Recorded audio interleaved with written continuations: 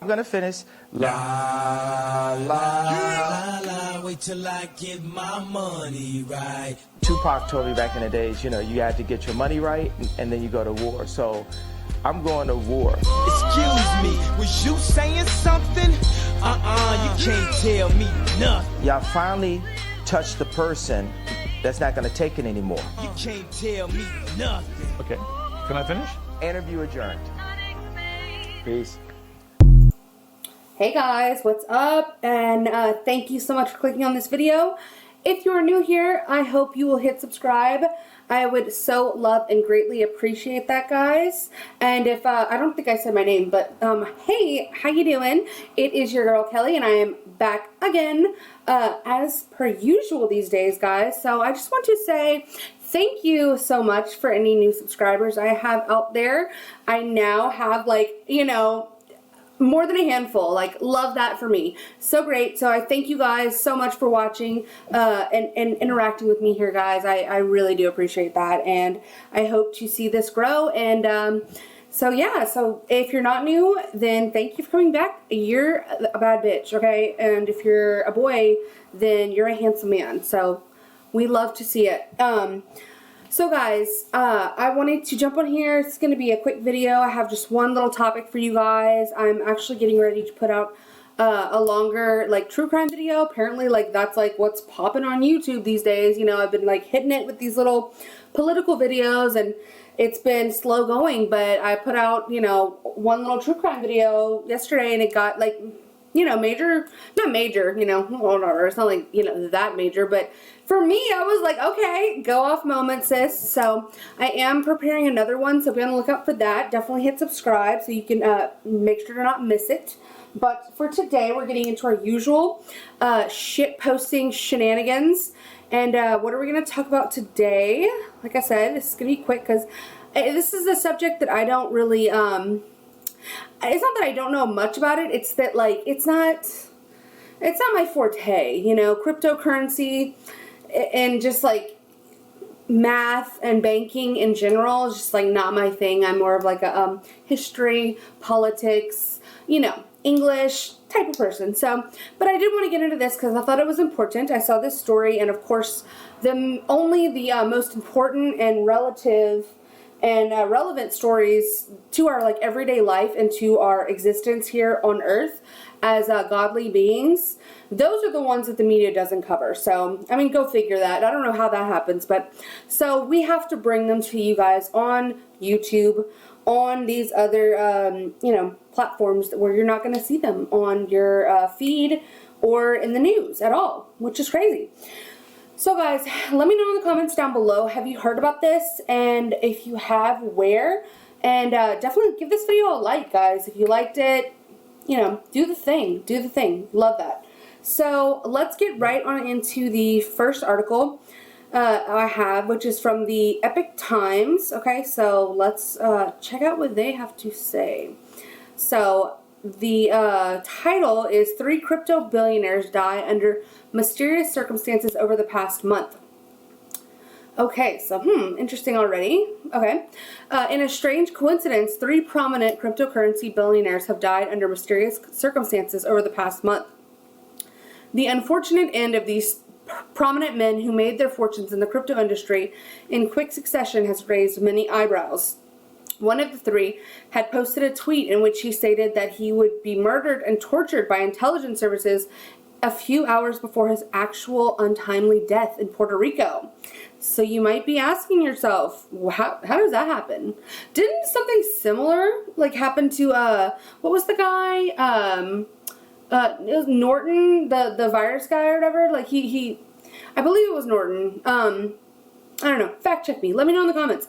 But there was a guy that, like, invented a software, and he became, like, a dissident and had to run from the American government and ended up living, like, overseas. And then he started tweeting out that he thought he was going to be killed and tortured and murdered by intelligence agencies. And go figure, that's exactly what happened to him, guys. He was murdered mysteriously. So let's read about these 3 guys. The mysterious drowning of a cryptocurrency genius. So, this article, oh, it does give the date here. Okay, good. Okay, so let's see if I can pronounce these names. Nikolai Mashugin, the 29-year-old co-founder of Maker DAO, a blockchain-based decentralized finance platform and stablecoin pioneer, was living in San Juan, Puerto Rico when he posted a tweet alleging that the CIA and the Israeli intelligence agency Mossad would eventually kill him for sounding the alarm on a pedophilia blackmail operation that the agencies were running out of the Caribbean. So spilling the tea, extra hot on the Twitter. Okay, so let's go on. In a tweet posted at 4:57 on October 28th, Mashugin stated CIA and Mossad and pedo elite are running some kind of sex trafficking, entrapment, blackmail ring out of Puerto Rico and Caribbean islands. They're going to frame me with a laptop planted by my ex-girlfriend who was a spy. They will torture me to death. Okay, so a few hours later, after he reportedly left his $6 million home in San Juan, Mashugin was found dead shortly after 9 a.m. in what authorities say was an apparent drowning. His corpse was found floating off of a beach by a surfer, the New York Post reported. Nikolai was one of the only people in the early days of Ethereum and smart contracts who was able to predict the possibility of smart contract hacks and invented the security-oriented approach to smart contract design we know today. So, his mysterious death has sparked chatter all over the internet as the billionaire's wallet was still on him when his body was discovered. And I heard also that he was fully clothed. So what billionaire, cryptocurrency genius who is tweeting about pedophile rings and the CIA and the Mossad, which of those kinds of people do you know that go swimming in the ocean fully clothed with their wallets in the pocket? Let me know in the comments, guys. Do y'all do that? I don't think I've ever done that. I mean, it's pretty, just not, it's like, it's impractical, why would I do that? Why would anyone do that? So, and by the way, I tried, I didn't try very hard, but just being real here with you guys, I did try to look up this guy's, girlfriend, this ex-girlfriend that he tweeted about, and I was looking for a while, and I could not find anything about this person. So if y'all know or have heard anything about this, please let me know in the comments so I can look further into it, because I'm interested, but at the same time, they be covering the shit up, y'all. Y'all know it. You guys, you know it, okay? They be censoring, okay? And I think we know who they is. So anyways, let's move on to the next one. Okay, so another crypto pioneer dies, but in his sleep. Tian Tian, or TT Kuhlander, the 30-year-old co-founder of Hong Kong-based digital asset company Amber Group, was found dead on November 23rd, and who was reported to have died in his sleep. At 30 years old, you die in your sleep? That's bizarre. I mean, maybe he was vaccinated? Oh. I hope am I allowed to say that? I don't know. Strike that. I don't know. Yeah, vaccine's safe and effective, totally. But, so wasn't vaccine that did it. What other thing could have killed somebody in their 30s, in their sleep? It's pretty weird. But, again, this man apparently, was based out of China. So, if something did happen to him that was involved with intelligence agencies doing a little murdering, do we really think that the Chinese government would be out, forthright with that information? I tend to think not. They did do this whole little cover up on a certain global pandemic that we're not going to mention here, but you guys know, you get it. Okay, so funny business happening. So, let's read on. Okay, so Kuhlander launched Amber Group in 2017 with a group of former employees of Goldman Sachs, Morgan Stanley, and achieved a valuation of $3 billion this year. Okay, so, blah, blah, blah. This is just talking about the guy. Okay, so that's great. We RIP to him. We don't need to know about his whole life story, but everyone said how great he was. And so, apparently, super great, but maybe some people didn't think he was so great. I don't know. It's very fishy stuff. So we're going to talk now about the third crypto billionaire who died in a helicopter crash. So get into this, guys. On November 29th, Vyacheslav Taran, the 53-year-old founder of the Forex Club and president of the Libertex Group, died in a helicopter crash near the French-Italian border in Villefranche-sur-Mer, near Monaco. Libertex Group is a foreign exchange and crypto trading platform. The Russian billionaire was traveling from Lucerne, Switzerland to his home in Monaco in a single-engine Airbus helicopter flown by an experienced French pilot when it crashed around 2 p.m. So in broad-ass daylight. Okay, got it. What else? Metro UK reported that, strangely, another passenger who is not named in this article, and apparently not named by Metro UK or any of the investigating officers either, because it was not relayed in this article, but they reported that another passenger allegedly canceled last minute. So why did he cancel? Who was this person? Aren't these relevant facts to a person's, untimely death? Apparently not. Apparently it's all just a big jokey joke to everyone who would seek to cover up any funny business that is going on within all of these institutions that we have going on here, guys. So what do y'all think about all of this? I first heard about this story, and immediately, my conspiracy theory ass, I was ready for some more information. And so here's another article from the New York Post I wanted to get into, because the most suspicious one, I guess you would say, if you're gonna rank them, number one would be this Nikolai guy, because of all the tweets, that's a little suspicious. So that's the one that is the most alarming and the most kind of damning of all of these different events that happened. So I wanted to get a little bit more into what was going on with Nikolai. So let's see. Okay, so like I said, New York Post. News of Michigan's death coupled with his last tweet and other dark posts about fighting evil people who were part of the central banking cartel, which he claimed used debt and blackmail as weapons, have fueled conspiracy theories online and in the tight-knit cryptocurrency community in Puerto Rico. So apparently all these crypto billionaires also have recently moved to Puerto Rico. So what's that about? What's going on there? Puerto Rico, you guys okay? Y'all good? Y'all okay? What's going on? You guys need help? Or is it, well, let me know. Let me know. Drop it in the comments. So, okay, so it goes on to say, in September, Michigan tweeted that there were 3 possible futures for me. Number 1, suicided by CIA. Number 2, CIA brain damaged slave asset. And number 3, worst nightmare of people who fucked with me up until now. I am sure these are my only options. So, interesting. Okay, so, and then, so Smokey Bear wrote on Twitter, this was an interesting tweet as well. Michigan tweets 4 days ago about CIA, Mossad, and pedo elites and fearing for his life. Found dead yesterday. Pedo elites are real. Why Epstein suicided himself, wrote Smokey Bear. So, thank you, Smokey. So yeah, guys, it's a little weird, especially the tweets. I'm sure they just had to shut this guy the fuck up, because you can't do all that running off at the mouth, This isn't a free society, Michigan. Who are you kidding?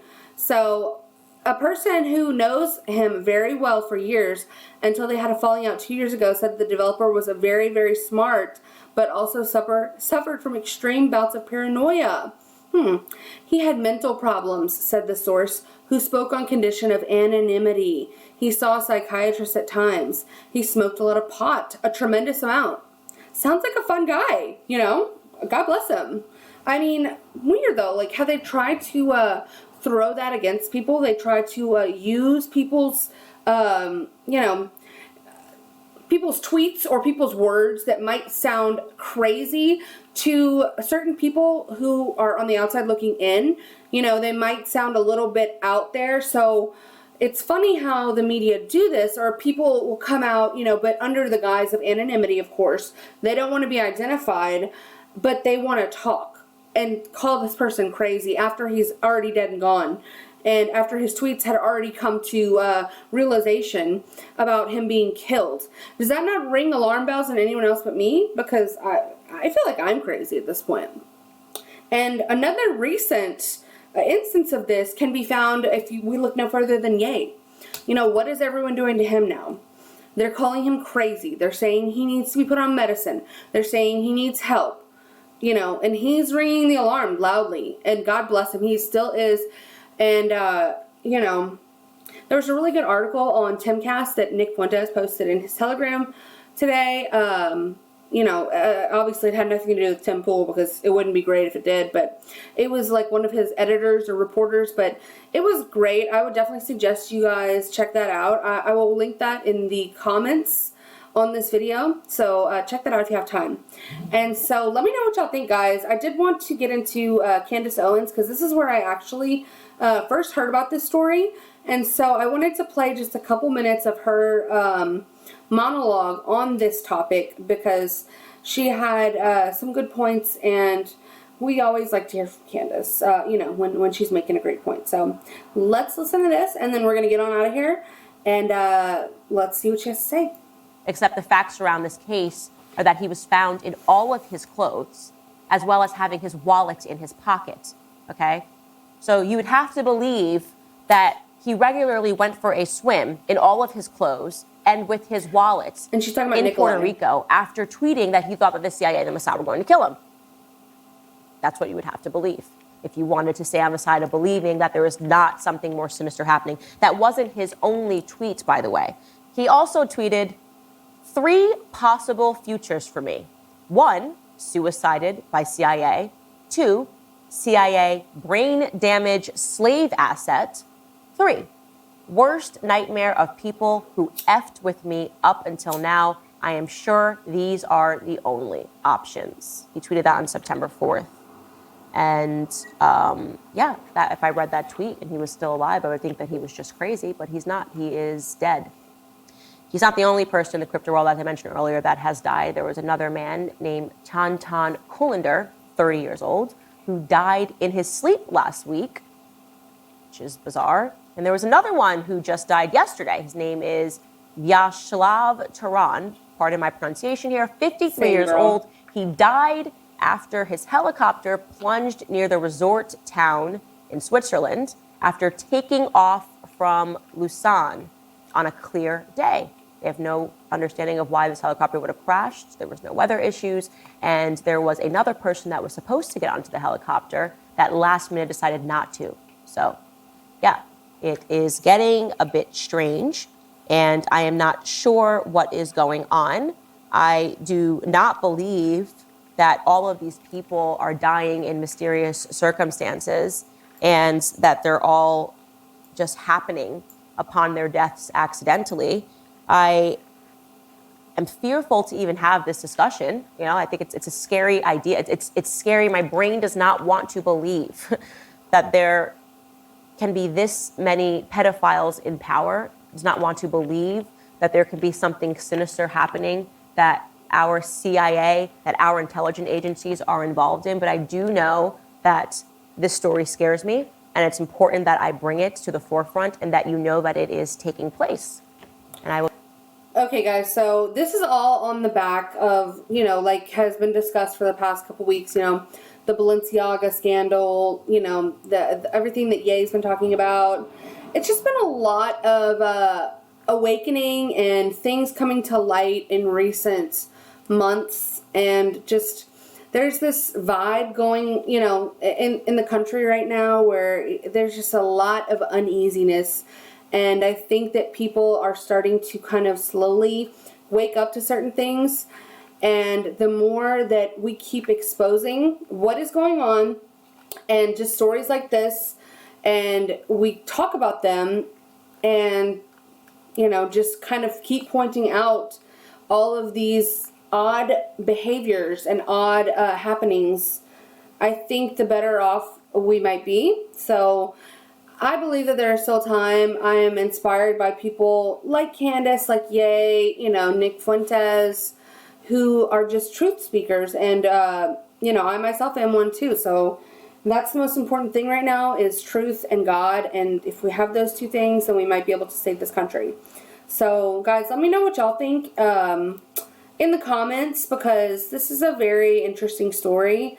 And I would love to know if you guys know anything more about this. But until then, guys, like I said, you know, y'all stay safe out there, okay? Because it's a dirty game, my friends. And until next time, I will see you guys later, okay? Bye. I'm gonna finish. La la la, wait till I get my money right. Tupac told me back in the days, you know, you had to get your money right, and then you go to war. So I'm going to war. Excuse me, was you saying something? You can't tell me nothing. Y'all finally touched the person that's not gonna take it anymore. You can't tell me nothing. Okay, can I finish? Interview adjourned. Peace.